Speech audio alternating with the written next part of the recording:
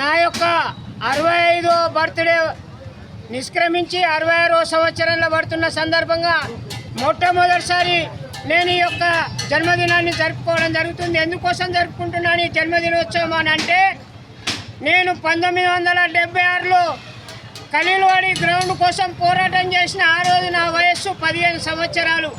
ఊహ తెలియదు, ప్రపంచం గురించి తెలియదు. ఒకే ఒక విషయం తెలుసు, ఆ రోజు ఈ యొక్క గ్రౌండ్ ఇది విద్యార్థులకే ఉంచాలి, అమ్మనికి వీల్లేదని 1 సంవత్సరం పాటు పోరాటం చేసి అక్కడి నుండి నా యొక్క జీవితం నేటి వరకు కూడా పోరాటంగానే మారింది. ఇందూరు ప్రజల ముద్దుబిడ్డగా, పోరాటాల పురిటిగడ్డగా ఒక్క ఖలీల్వాడి గ్రౌండే కాదు, ఆ అనంతరం జూనియర్ కాలేజ్, ఐకేఐ గిరిరాజ్ కాలేజీలో స్థలాన్ని కబ్జా కాకుండా దానికి వాల్ కాంపౌండ్ నిర్మించాలని ఇట్లాంటి ఎన్నో పోరాటాలు చేస్తూనే నిజామాబాద్ పట్టణంలో 2గా చీలిపోయినటువంటి ఈ పట్టణంలో ఒక ఓవర్ బ్రిడ్జ్ కావాలని ఓవర్ బ్రిడ్జ్ యాక్షన్ కమిటీ ఏర్పాటు చేసి పోరాటం చేస్తేనే ఓవర్ బ్రిడ్జ్ సాధ్యమైంది, అది కట్టడం జరిగింది.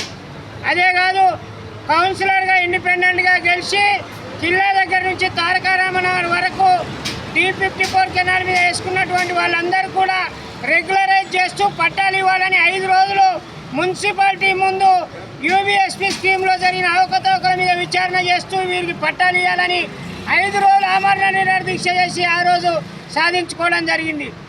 అంతేకాదు, నిజామాబాద్ పట్టణంలో రైల్వే గేట్ గురించి కానీ లేదా ఇతరత్ర ఏ సమస్య వచ్చినా మేమున్నామని పోరాడుతూనే ఉన్నాం. అదే కాదు, 2001 నుంచి 2022 వరకు కూడా తెలంగాణ మన రాష్ట్రం మనం ఏర్పరచుకోవాలి, స్వరాష్ట్రమే మన హక్కు, స్వరాష్ట్ర సాధనే లక్ష్యంగా జై తెలంగాణ ఉద్యమాన్ని పెద్దలు ఏఎస్ శెట్టి గారి సారథ్యంలో వారి అధ్యక్షులుగా, నేను జిల్లా ప్రధాన కార్యదర్శిగా, మా పట్టణ అధ్యక్షులు జయగస్వామి గారు, అదేవిధంగా మా మిత్రులు, నాతోటి స్నేహితులు, నాతోటి చదువుకున్నటువంటి పృథ్వీరాజ్ గారు, అశోక్ కుమార్ గారు, మేము కూడా కొట్లాడుతూ పార్టీలో ఉద్యమం చేయడం జరిగింది.